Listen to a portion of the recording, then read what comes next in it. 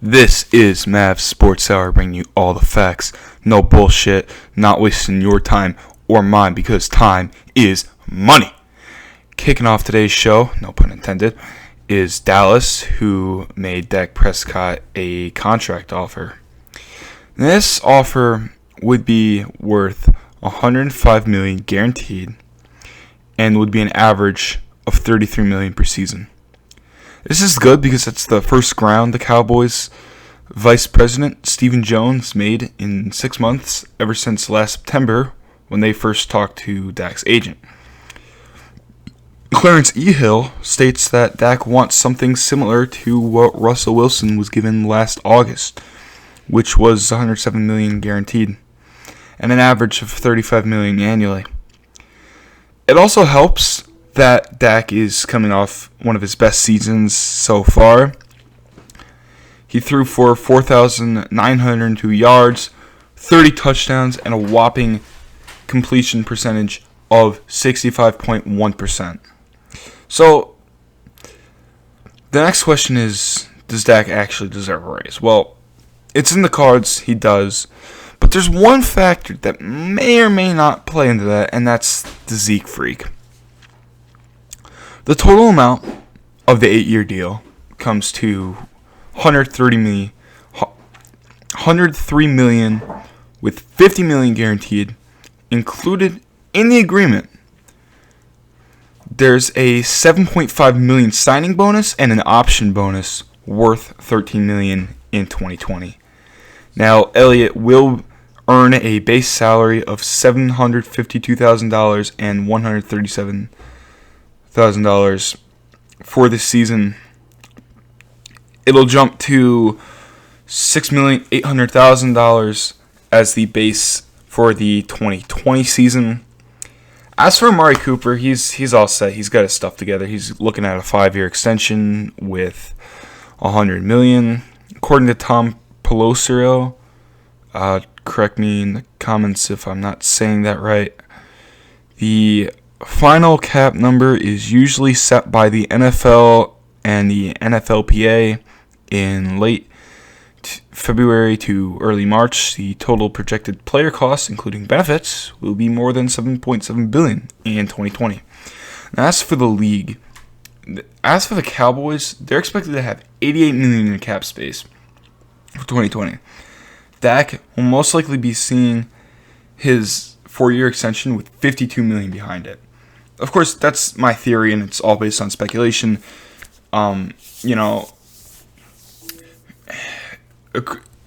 Assuming everything goes smoothly. Now, there are a couple of factors to take into account here, such as the release of Jeff Heath and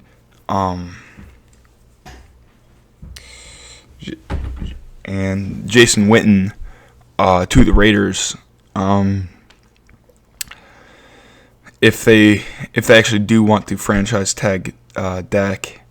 But then you also have to take into account that the Cowboys didn't even make the playoffs last year. And then the last thing you have to take into account is the free agency pool. And it's still bustling like New York City at night. It's crazy what they're doing with free agents.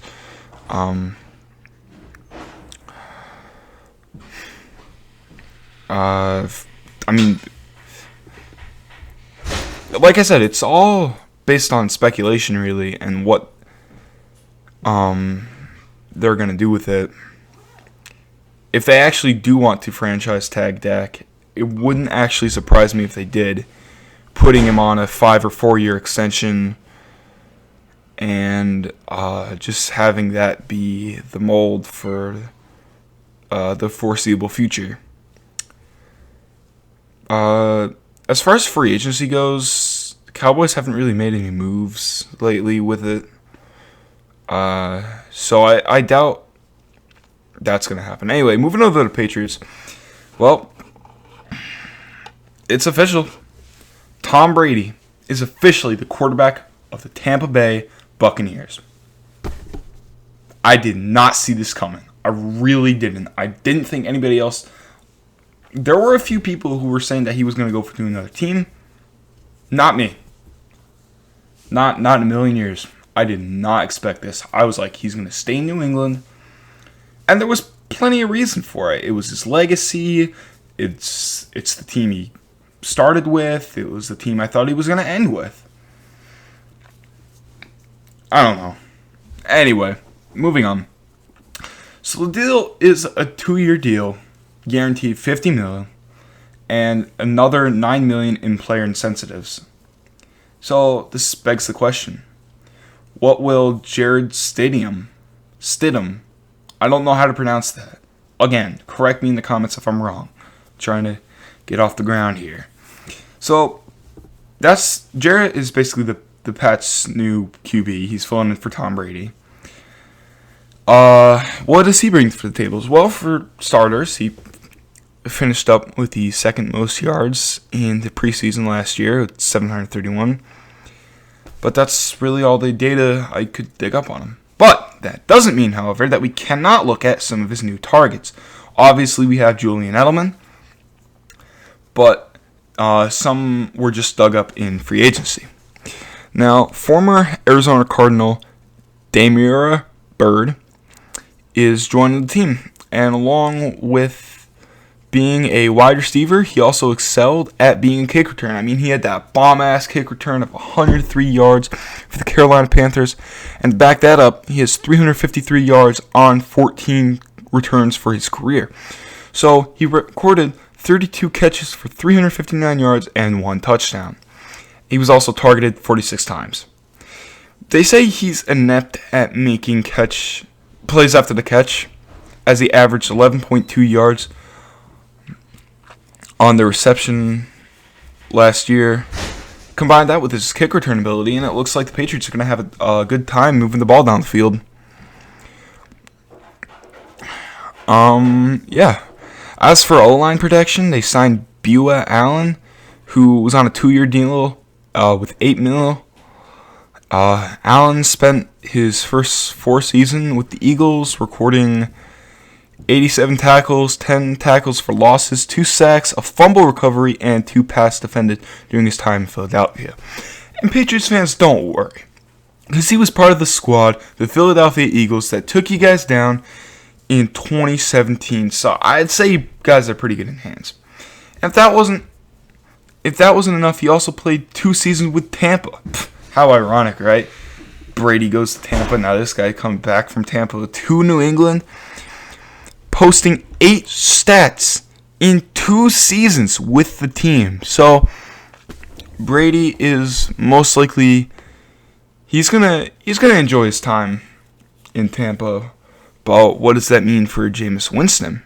Well, they're probably going to release Jameis Winston in the nearby future,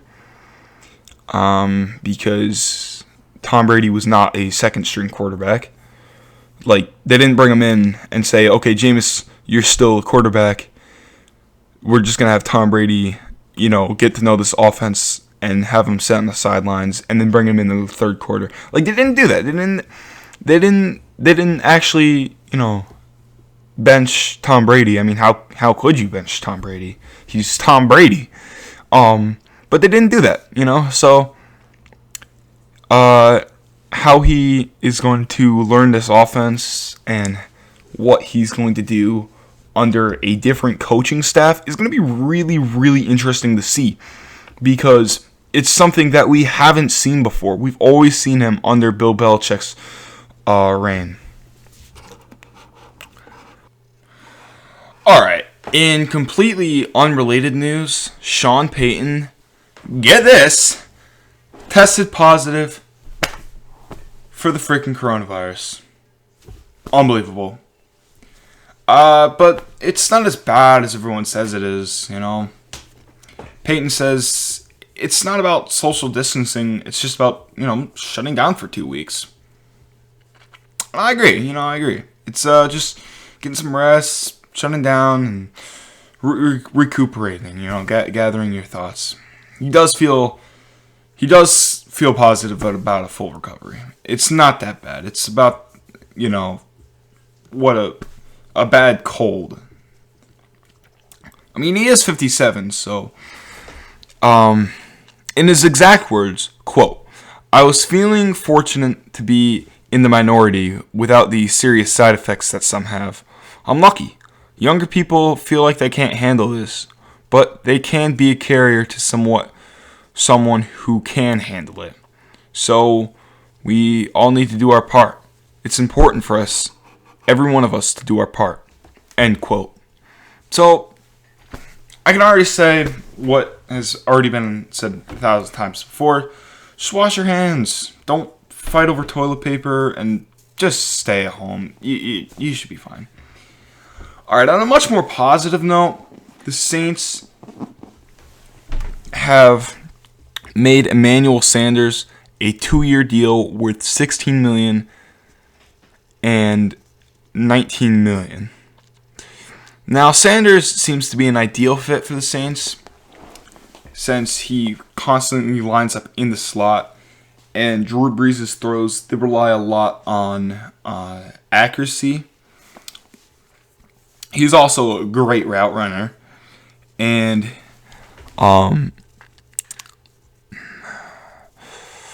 the former Saints wide receiver Lance Moore, they all agree. Sanders made an impression on the Saints in December.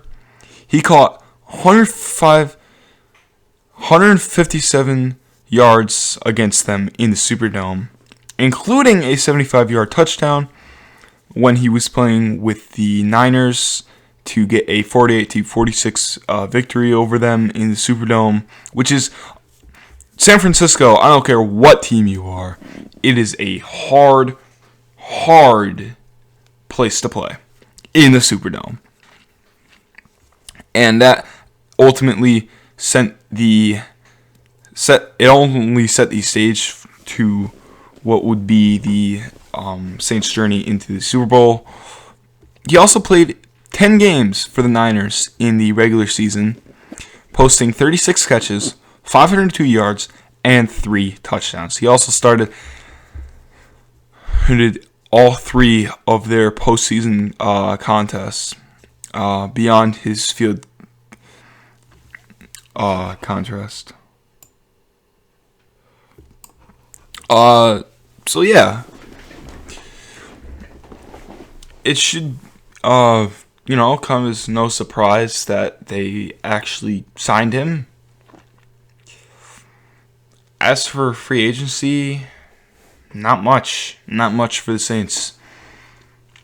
Yeah, it hasn't. I mean, actually, this guy was from free agency. I'm sorry, I messed that up.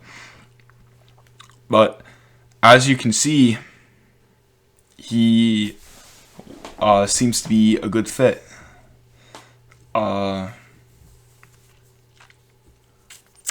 Yeah. All right.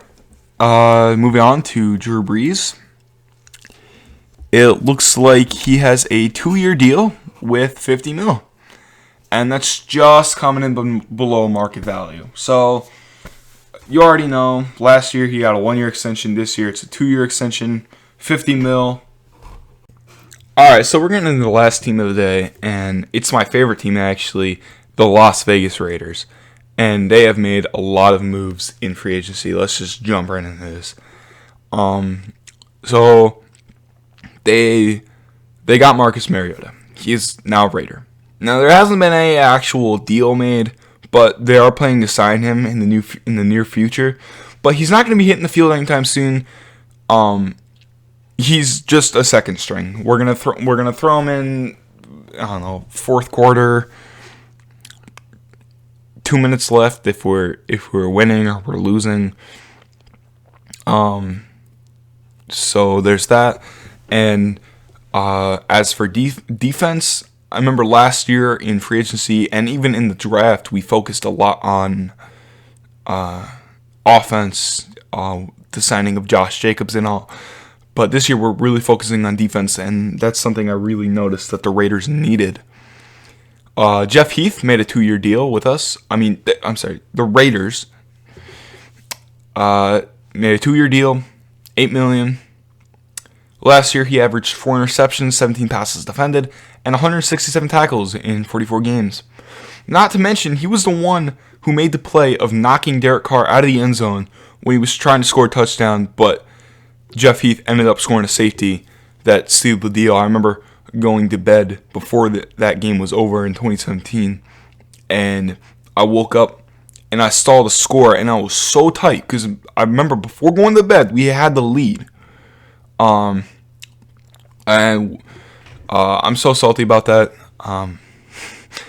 But anyway, and wouldn't you know it, another Cowboys making his way to Vegas. Jason Witten, the 37-year-old tight end, got a 1-year deal, $4.75 million. His stats for the 2019 season included 63 passes, 529 yards, and 4 touchdowns. And if Jeff Heath wasn't enough to juice up the Raiders' defense, we got Dakota Allen, the linebacker out of Jacksonville. Now, as of this recording, he is still a Jacksonville Jaguar because no official deal has been made yet. But they are planning to sign him in the near future. So let me tell you what I think is going to happen with Derek Carr. Derek Carr, I feel like, has at best probably 1 more year. They're probably going to do what they did with Carson Wentz and Nick Foles and Alex Smith and Patrick Mahomes and Daniel Jones and Eli Manning and all those guys. They're just going to have Marcus sitting on the sidelines fourth quarter, and probably going to just sub him in at any moment in time. And then as we move down the line, they'll either release Carr or fire Carr if we don't make the playoffs and they have about as a crappy record as they did in 2020, because the record of the Raiders wasn't that good last season. So that's probably what's going to happen. Derek Carr has probably 1 more year. That's just my guess anyway. All right, so that just about wraps it up for this video. I will be promoting this on Instagram. I'll leave the link to that in the description. Or not.